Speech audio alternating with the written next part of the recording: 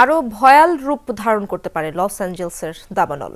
কোনোভাবেই নিয়ন্ত্রণে আনা যাচ্ছে না ৬টি স্থানের আগুন। ২৪ ঘন্টায় প্যালিসেডেই নতুনভাবে পুড়েছে ১,০০০ একর এলাকা। ঝুঁকিতে আরও অর্ধলক্ষ ঘরবাড়ি স্থাপনা।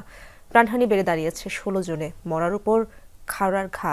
ঘন্টায় বাতাসের গতিবেগ বাড়ছে ৭০ মাইল পর্যন্ত।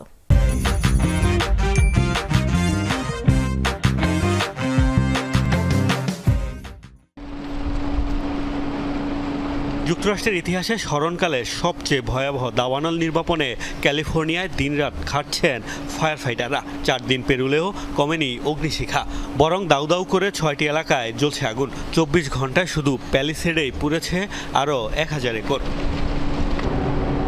সুখবর তো দূরের ব্যাপার, উল্টো পরিস্থিতি আরও খারাপ হওয়ার পূর্বাভাস দেওয়া হচ্ছে। দিক পরিবর্তন করে এখন কাউন্টির উত্তর পূর্বেও ছড়াচ্ছে আগুন।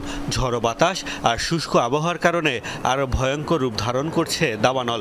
ঘন্টায় ৭০ মাইল পর্যন্ত হতে পারে বাতাসের গতিবেগ। দাবানলের এই ভয়াবহতা বুধবার পর্যন্ত থাকবে। Los Angeles county fire department প্রস্তুত। ঝোড়ো বায়ু ও শুষ্ক আবহাওয়া বাড়াচ্ছে প্রতিবন্ধকতা। কি কারণে আগুন লেগেছে তা জানতে আরও তদন্ত প্রয়োজন। মেলেনি সুনির্দিষ্ট কোনো তথ্য প্রমাণ। এরই মধ্যে লস অ্যাঞ্জেলস থেকে সরানো হয়েছে ১.৫ লাখের বেশি বাসিন্দাকে। আরও ১,৬৬,০০০ মানুষকে বাড়ি ছাড়ার প্রস্তুতি রাখতে বলা হয়েছে। ক্ষতিগ্রস্ত ১২,০০০-এর উপর ঘরবাড়ি স্থাপনা। ঝুঁকিতে রয়েছে আরও অর্ধলক্ষ। অনেক স্থানে উদ্ধারকর্মী না পৌঁছানোয় রয়েছে প্রাণহানি বৃদ্ধির আশঙ্কা। এখনই শেষ হচ্ছে না এই দাবানল। আবহাওয়া পরিস্থিতি খুব খারাপ। ধারণার তুলনায় খারাপ হতে পারে অবস্থা, বাড়তে পারে প্রাণহানিও। প্রত্যাশা এই সংখ্যা ৩ অঙ্কে পৌঁছাবে না। ক্যালিফোর্নিয়ার সহায়তা এগিয়ে এসেছে প্রতিবেশী ৭ রাজ্য। আগুন নেভাতে কানাডা ও মেক্সিকো পাঠিয়েছে বিশেষ টিম।